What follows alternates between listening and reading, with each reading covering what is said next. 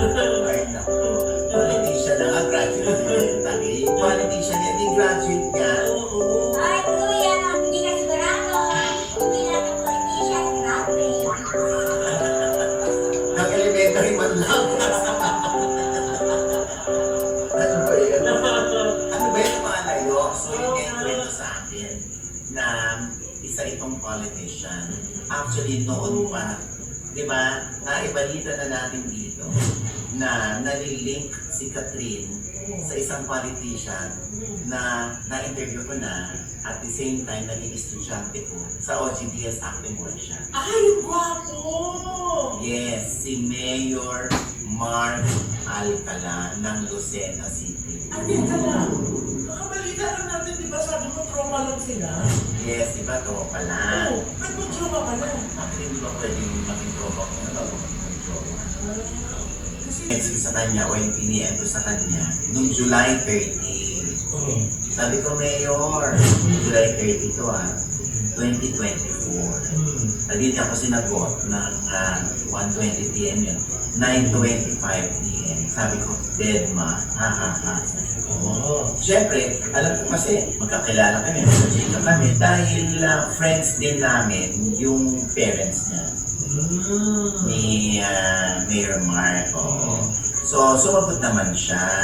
Sabi niya nung 9:26 to 9:33 ng July 30, sumagot siya, sorry, medyo busy lang dito. So, ako tumulong. Yun, parang, SOCT. State of the city address. So, sumagot naman ako. Tatanong ko lang if you are really courting Catherine.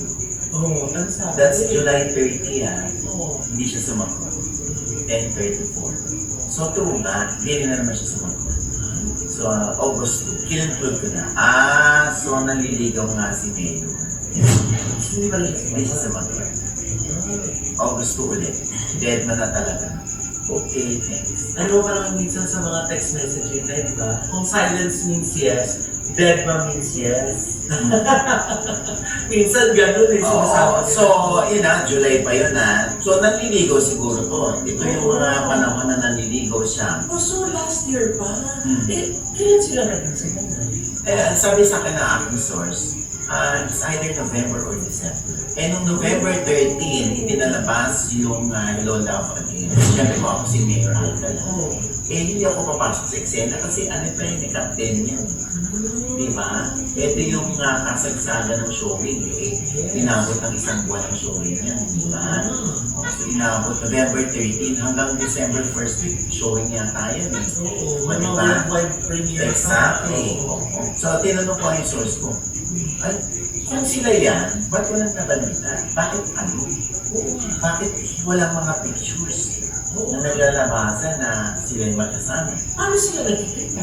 Siyempre, sabi pa na aking source, minsan si Mark daw pupunta sa Manila. Lumuluwas.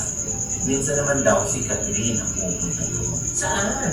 Sa Lucena. Wala nakakakita sa kanila. Saan nakaka-picture? Oo nga, kaya sabi ko, Mari, parang duda ko dyan. Kasi walang mga naglalabasan. Kahit man lang kaibigan, hindi siya nakikita. Kuya, baka sila ka naman nagkikita. Wala silang kasama. Ay, yan ang hindi rin naman natin alam. No? Tinatanong mo ba yan, Mena? Oo, kuya, patanong yun. Kakatanong mo na.